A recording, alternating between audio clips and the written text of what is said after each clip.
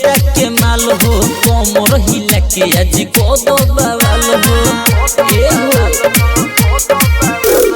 बारू ये गोरी ऑर्केस्ट्रा के माल हो कमर हिला के आज कोदो बवाल हो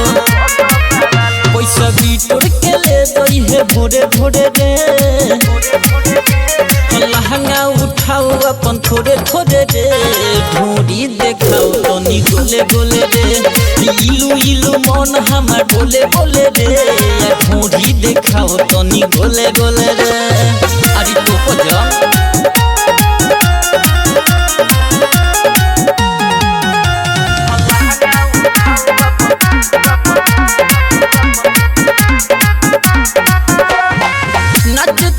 हमारे गाँव में करो गुमान जनी रहन भाव में भाव खातारू नाच तू आइल बारू हमरा नु गाँव में करो गुमान जनी रहन छाव में तोहर गजबे के बनल बा डोले सोले रे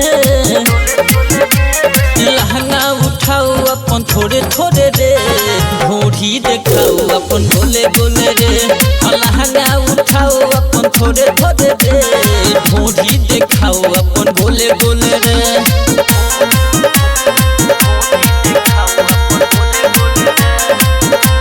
म्यूजिक बाय मंटू मनी